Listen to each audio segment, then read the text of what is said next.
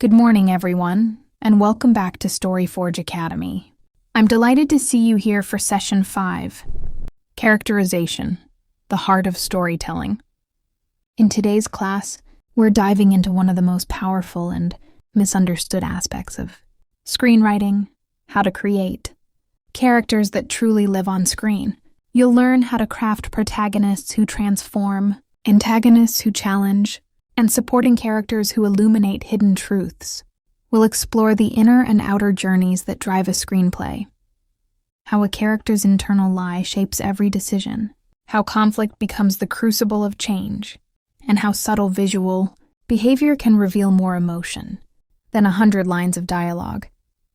By the end of this session, you'll be able to design a character profile with psychological depth, write a compelling introduction scene that defines your hero without exposition, understand the moral and emotional mechanics behind every great character arc.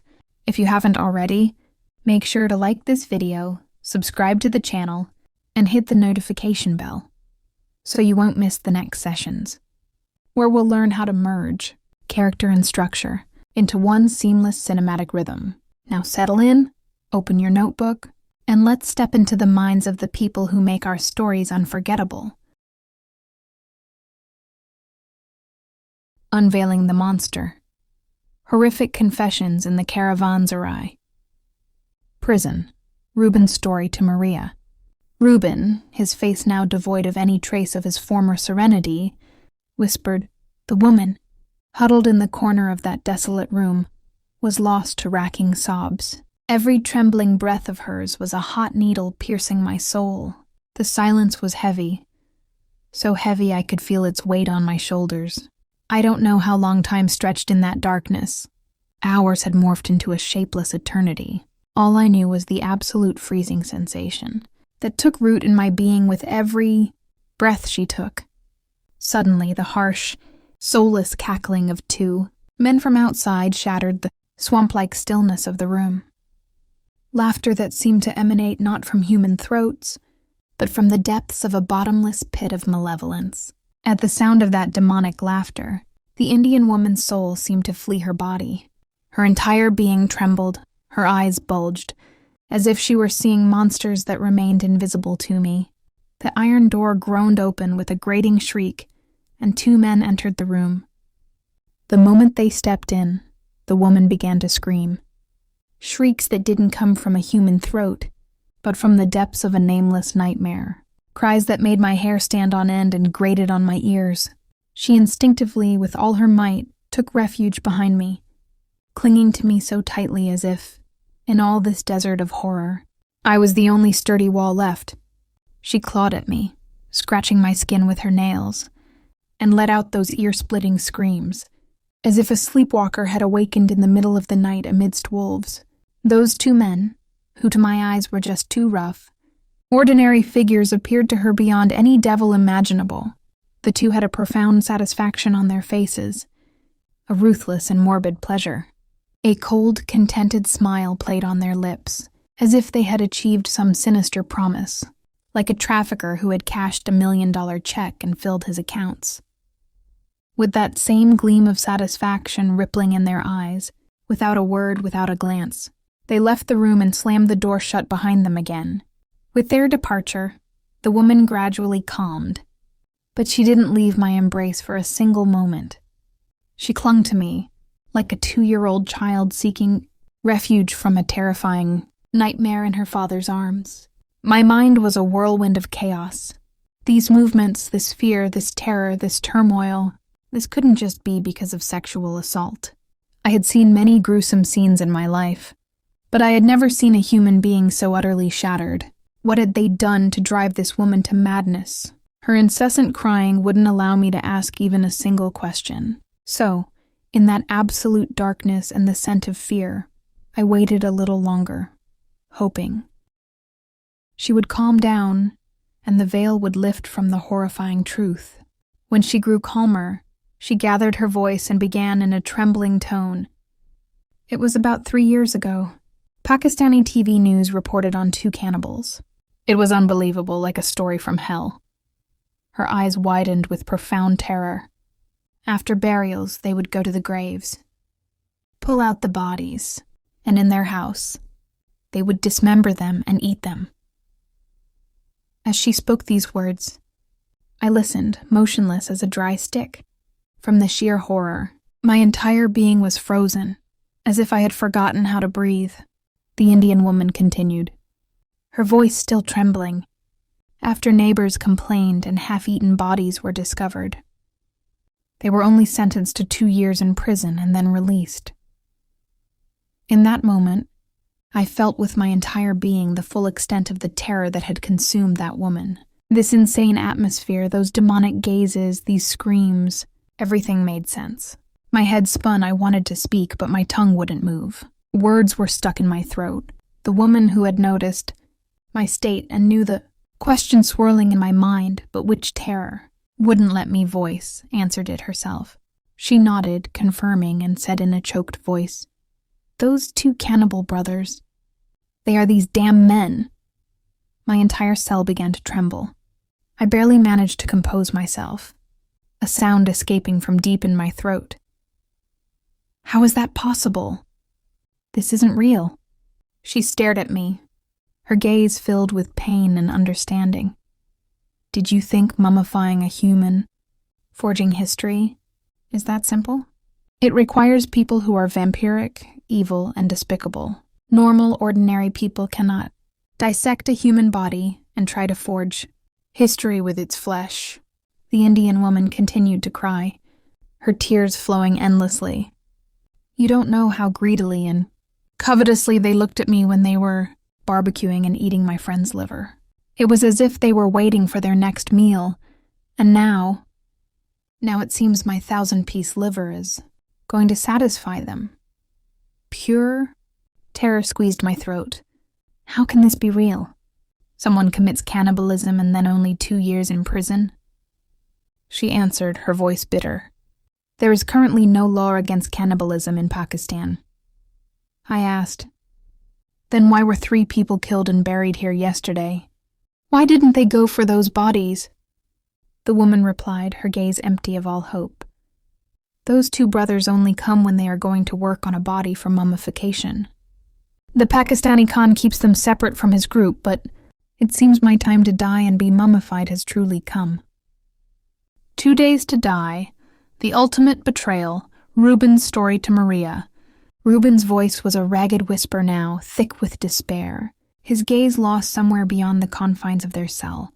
A little time passed, the seconds bleeding into minutes in that timeless void. I tried to soothe her, to bring her back from the abyss of her terror. Slowly, haltingly, she began to calm, clinging to me as if I were her last anchor in a storm. And then she spoke, her voice thin but resolute, revealing horrors that made the blood run cold in my veins. She told me about the news reports from nearly 3 years ago. 2 Pakistani cannibals, she recounted, her words a chilling echo in the suffocating silence. It was horrifying, something impossible to believe. They would go to the graves of recently deceased people, dig up the bodies, and then in their home, they would dismember them and eat them. As she spoke these words, I listened, motionless as a piece of driftwood, every muscle in my body frozen, my breath caught in my throat. It was as if my very soul was trying to detach itself from the gruesome reality she painted. She continued, her voice trembling but steady. After neighbors complained and the half-eaten bodies were discovered, they were only sentenced to 2 years in prison and then released. In that moment, the raw, visceral terror that had consumed her, the madness I'd witnessed in her eyes, finally seized me with its full force. It made a horrifying, sickening sense. My head spun, a dizzying whirl of disbelief and revulsion. I tried to speak, but my tongue felt like a lead weight in my mouth, refusing to form words. The horror choked me. The woman, understanding my unspoken question, seeing the dawning, unspeakable truth in my eyes, confirmed it. She simply nodded, a slow, agonizing movement. Her voice, barely a whisper, was laced with a dreadful certainty. Those two cannibal brothers. They are these cursed men. The very walls of our cell seemed to vibrate with my internal tremor. I pulled myself together with immense effort, a choked sound escaping my throat. How is that possible? This isn't real. She looked at me, her eyes brimming with a pain that spoke of 1,000 deaths. Did you think mummifying a human for a fake artifact is simple? It requires people who are vampiric, vile, and despicable. Normal, ordinary people cannot dissect a human body and then try to forge history with its flesh. Tears streamed down her face, endless and silent. You don't know, she wept, how covetously they looked at me when they were barbecuing and eating my friend's liver. They watched me with a hunger, as if waiting for their next meal. And now it seems my 1,000-piece liver is going to satisfy them. Pure, unadulterated terror clutched at my throat. How can this be true? Someone commits cannibalism and only gets 2 years in prison? She answered, her voice bitter with the injustice. Currently, there is no law against cannibalism in Pakistan. I pressed on, desperate for some glimmer of logic in this nightmare. 3 people were killed and buried here yesterday. Why didn't they go for those bodies? The woman replied, her gaze utterly devoid of hope. Those 2 brothers only come when a body is to be prepared for mummification. The Pakistani Khan keeps them separate from his group, but it seems my time to die and be mummified has truly come. She was still speaking when a commotion erupted outside. We strained to look through the narrow slit of the window. Several figures stood by the freshly dug pit. Then, from the steps of that accursed cellar, 2 men emerged, brutally dragging a body wrapped in a blanket. They tossed it mercilessly into the grave, shoveling dirt over it without a shred of humanity. The Indian woman whispered, "Is that one of the 3? My heart sank. "No," I managed to choke out. "It's your friend. They buried her." The woman crumpled, weeping uncontrollably, her body racked with silent, agonizing sobs. Just then I saw 2 figures approaching our room. Fear, cold and sharp, pierced through me. The door swung open. The 2 men entered and began to speak to the Indian woman. She no longer had the strength to cry, no soul left, no power to sob, no tears left to shed. The 2 men left. I moved toward her, and she, in turn, pulled me into a desperate embrace. Her voice was barely a whisper against my ear. "These bastards say a real master, forger from Egypt, will arrive in 2 or 3 days. She pulled back slightly, her eyes empty. They said, "You only have 2 or 3 days left to enjoy the last pleasures of your life." They said tonight the Khan wants to stay in this caravanserai, and he wants to make it the best night of your life. I didn't understand. "What does that mean?" I asked. She explained, her voice flat, devoid of emotion. "That day they brought us here. They wanted to break us, to make us do anything to survive. They showed us the mummifying body of a little girl and said, 'Which one of you is willing to become an eternal mummy? We only need one of you.' They told us tonight, whoever can satisfy the Khan will live. And so, if you don't want to be the one who gets mummified, tonight you must please him with Indian dancing, singing with flirtation, and giving in to his every sexual desire." She closed her eyes, a shudder running through her. That night, my friend and I felt like we were competing in the most breathless race in the world. With life as the reward, we danced, we sang, we exposed ourselves, we submitted to his every sexual demand. Finally, the Khan said, "You are both excellent. I cannot choose." He took a coin from his pocket, flipped it, and the lot fell to my friend. Her voice broke, then continued with a chilling resignation. "Now, These two bastards say either enjoy yourself for the next 2 or 3 days, or they'll finish you off. The Indian woman simply replied, "No." They told her they'd be back in an hour. Either she would go with them willingly, or they would drag her body to the cellar for the master to begin his work. A comprehensive screenplay analysis of Reuben's Nightmare, Parts 1V. Good morning, class. Today we synthesize our analysis of the full narrative arc, presented in Reuben's Nightmare and the Echoes of the Past. This text, functioning as a detailed treatment, is a powerful exercise in blending a psychological thriller with a supernatural mystery and an action-adventure plot. The narrative is structured around the constant escalation of both the internal, Reuben's trauma, and external, the mission's conflicts. The setup, establishing trauma and desire. Parts I and II. The story begins with a classic dual introduction: the haunted protagonist and the inciting incident. The internal conflict, the nightmare and the scars. The narrative immediately grounds the emotional stakes with the recurring nightmare of the hag-like crone and the searing, white-hot iron claw motif. The scars on Reuben's hands are the physical evidence of a metaphysical trauma. They transform the nightmare from a psychological disorder into a suppressed memory struggling to surface. Thematic core. The conflict is defined by the unreliable nature of memory and the haunting power of the past. The anchor. Anna is the essential supporting character, acting as the emotional anchor and the catalyst for action. Her insistence that the nightmares are clues forces Reuben from passive suffering to active investigation. The external conflict, the diamond and the debt.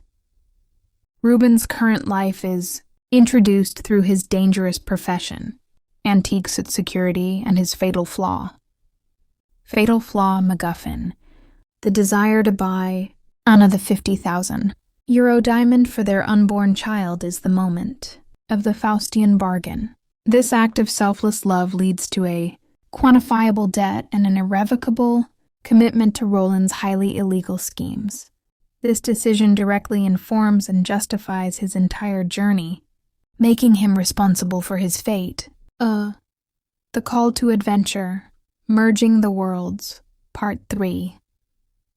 The company meeting in Part 3 is the structural fulcrum, successfully merging the two disparate plot threads, the treasure hunt and the personal trauma.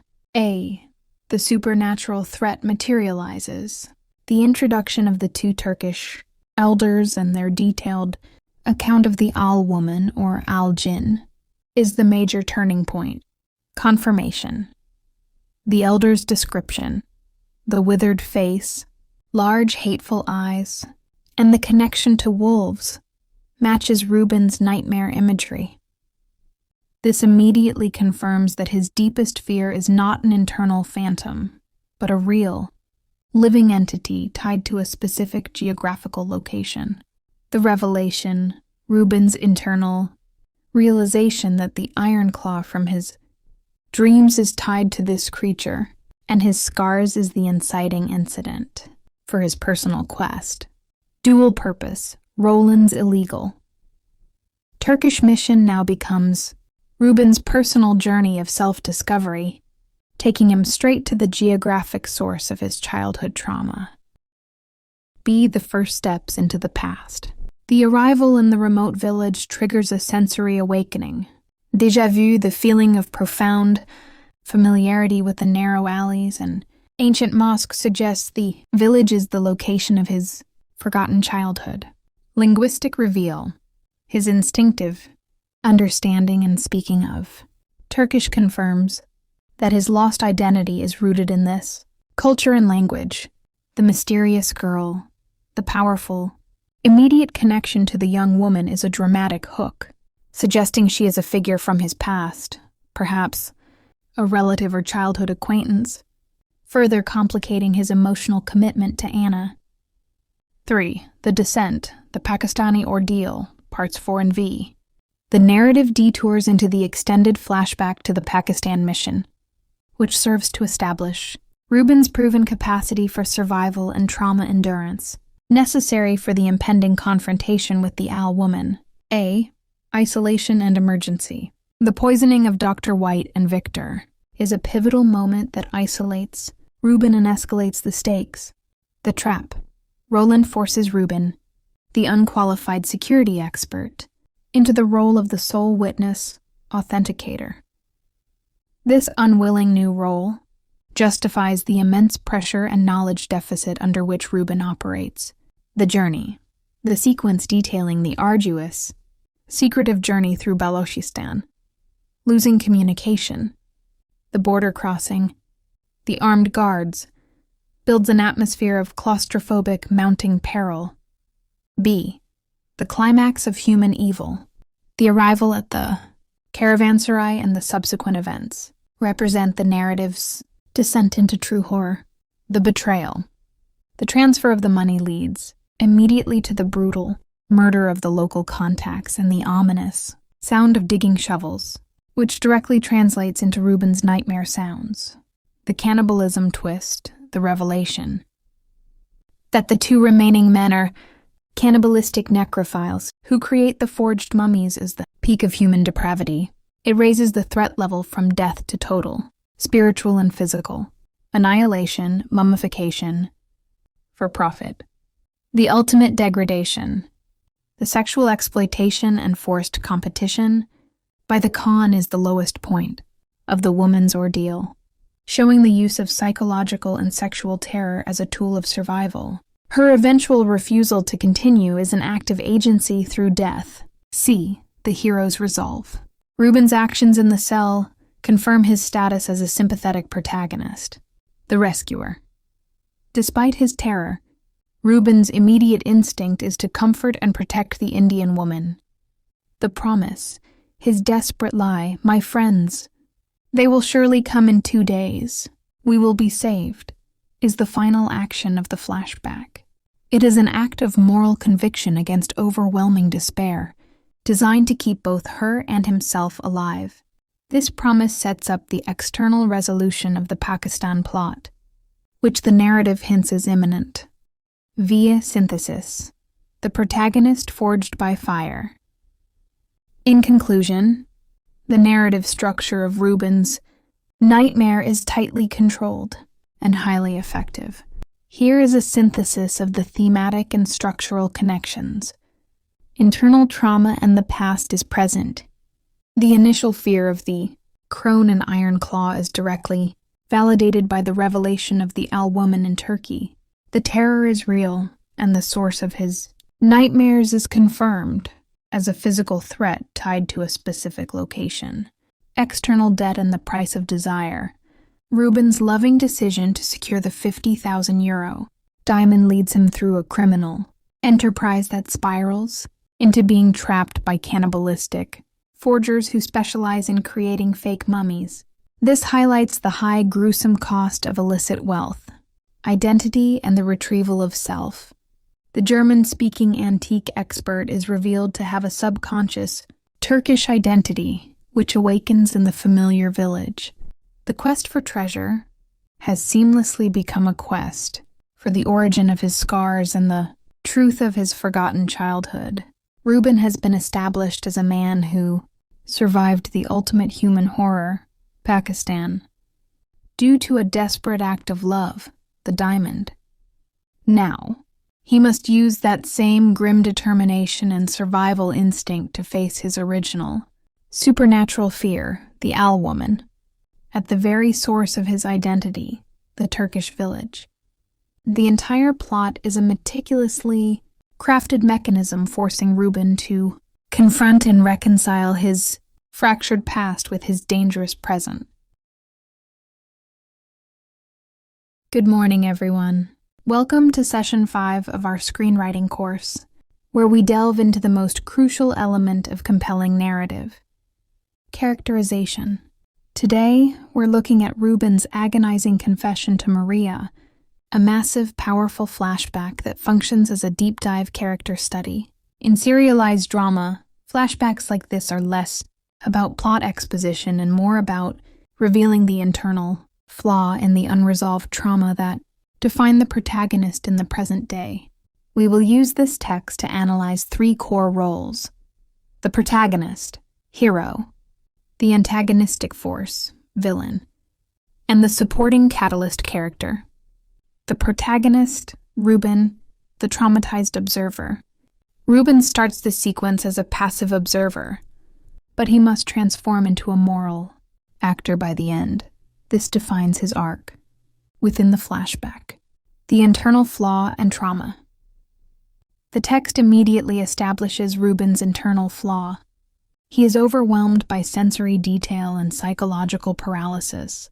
Initial state: he is described as devoid of any trace of his former serenity, and his analysis is purely intellectual.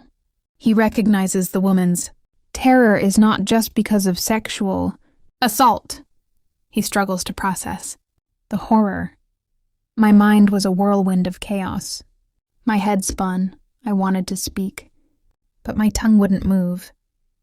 This establishes that his greatest enemy is not the men, but his own inability to act in the face of impossible evil. The catalyst: the woman's confession forces Ruben to stop observing and start feeling. The moment she confirms the identity of the cannibal brothers, the horror seizes him with its full force. He moves from being a detached analyst to a participant in the fear. The character arc, the lie of hope. A character arc requires a fundamental internal change. Ruben's change occurs in his final act of desperate heroism. The test: when the woman chooses death over further dehumanization, the Indian woman simply replied no. Ruben is forced to choose between telling the truth, they are doomed, and lying to save her life. The arc climax: he chooses to act as a reluctant savior by whispering the desperate, self-sacrificing lie of hope. I have friends. They will surely come in 2 days. We will be saved. This choice to force conviction into his voice and create an artificial tether to life is the moment he transcends his paralysis. He risks everything, including his own moral comfort, to give her a chance at survival. Takeaway for screenwriting: the most powerful heroic moments often come from a protagonist making a painful moral choice, not a physical action. Ruben's lie is more emotionally impactful than if he had simply overpowered the guards. The antagonistic force, the functional and institutional villains. This flashback effectively breaks the antagonistic force into 2 distinct, equally terrifying layers: the functionaries and the mastermind.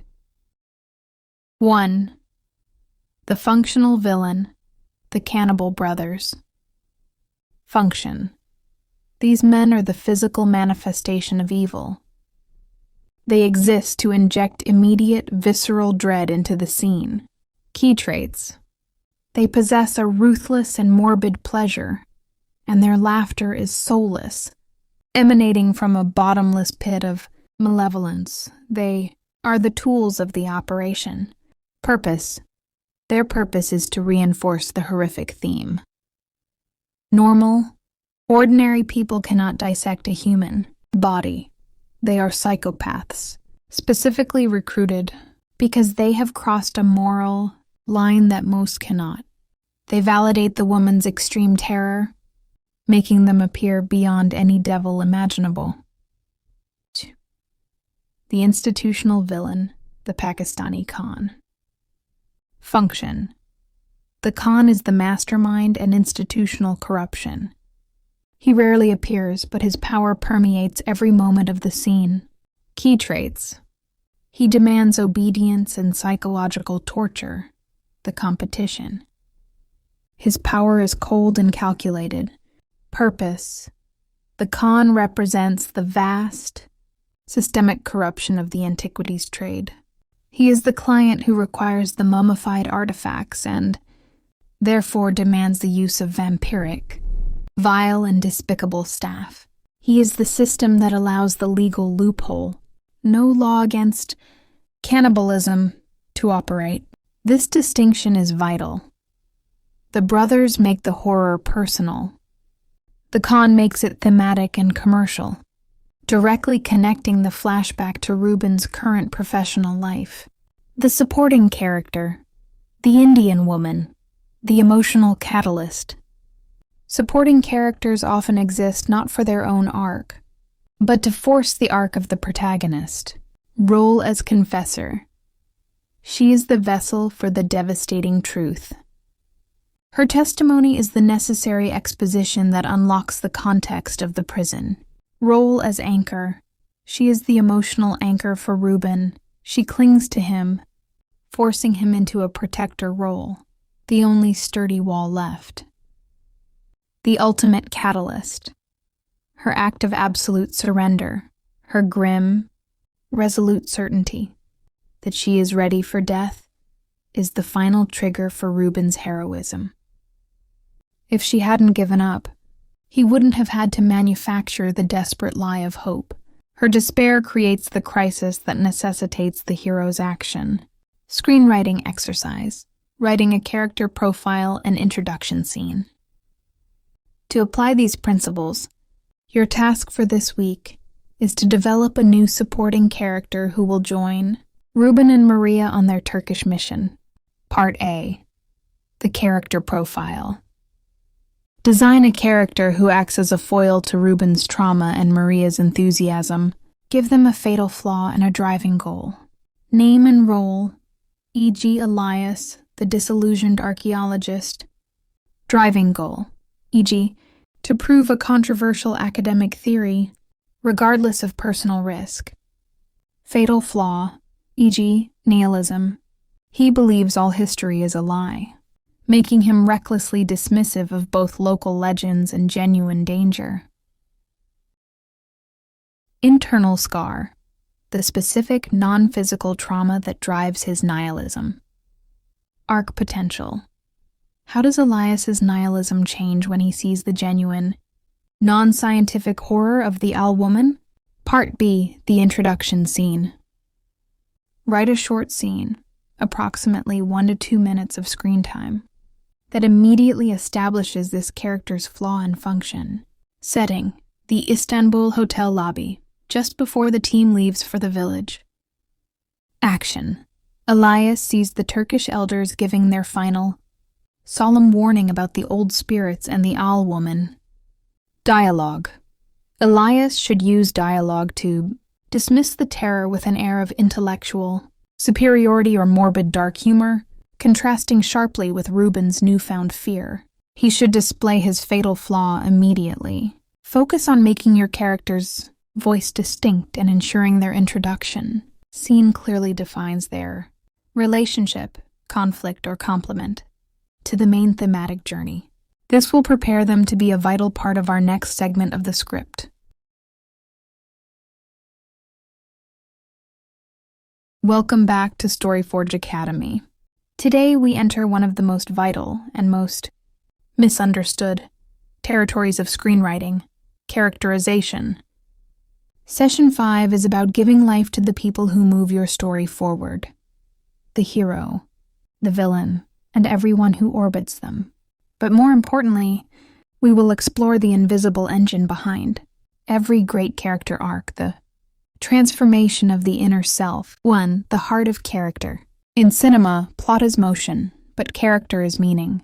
A car chase, a war, a love confession. None of it matters unless we feel the pulse behind the action. Every character on screen should want something, fear something, and hide something. When we write a character, we are not creating a puppet. We're giving the audience a mirror. 2. The hero, protagonist. The hero is not the good guy. The hero is the one who changes.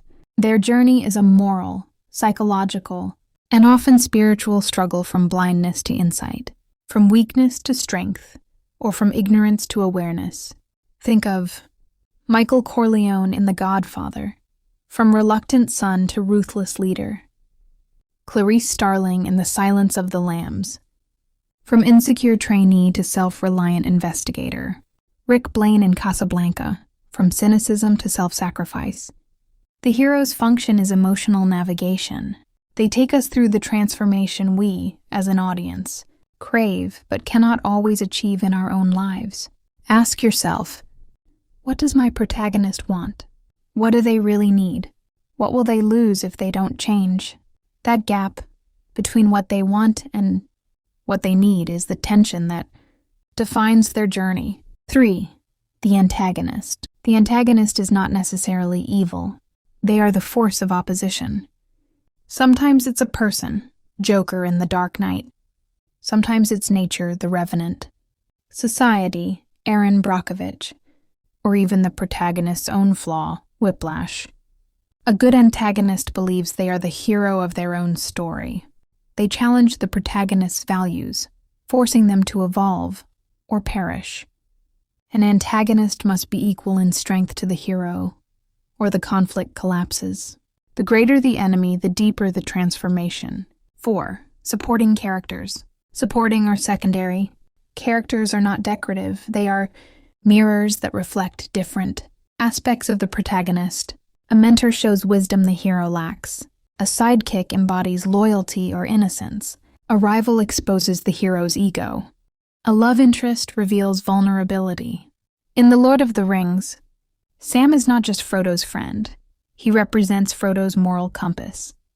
In Breaking Bad, Jesse Pinkman mirrors Walter White's lost humanity. When designing a secondary character, ask, what aspect of the hero does this person highlight? Do they help or hinder the hero's transformation? The character arc, the journey within. Every powerful screenplay follows 2 arcs. 1. The external arc, the visible journey, defeating the villain, winning the case, escaping danger. 2. The internal arc, the invisible journey, gaining courage, forgiveness, self-knowledge. The external arc provides action. The internal arc gives meaning. Let's break down the 3 phases of the character arc. The lie. The character starts by believing a falsehood about the world or themselves. I'm not worthy of love. Power brings safety. No. One can be trusted. B. The confrontation. Events challenge this belief, forcing them into crisis. Luke Skywalker learns his enemy is his father. C. The truth. The character accepts or rejects transformation. Neo accepts he is the one. When the lie dies, the hero is reborn. 6. Visualizing character on screen. Film is not psychology. It is behavior. We cannot tell the audience that a character is proud, fearful, or lost. We must show it through choice and action. A man who straightens his tie before entering a room doesn't need to say he's insecure. A woman who pauses before deleting. An old voicemail doesn't need to say she's still in love. Always translate inner emotion into visible action. That is the cinematic language of character. 7. Designing a character profile. Before writing your screenplay, build a character profile, a document that defines your protagonist from the inside out. Key elements. Name and background. Where are they from? What shaped them? Wound. What past trauma defines them? Desire. What do they think will make them happy? Fear. What are they terrified to face? Flaw. What self-deception blocks their growth? Arc goal. What truth must they learn to become whole? Once you've built this skeleton, imagine how they would behave under pressure. The truest self is revealed in conflict. 8. The scene of introduction. The first scene where we meet your character must reveal their essence without exposition. Think of it as their visual thesis. For example, Indiana Jones first appears retrieving an idol in a trap-filled cave, instantly showing intelligence, courage, and greed. Aaron Brockovich's introduction, arguing fiercely in a job interview, reveals fire, pride, and desperation.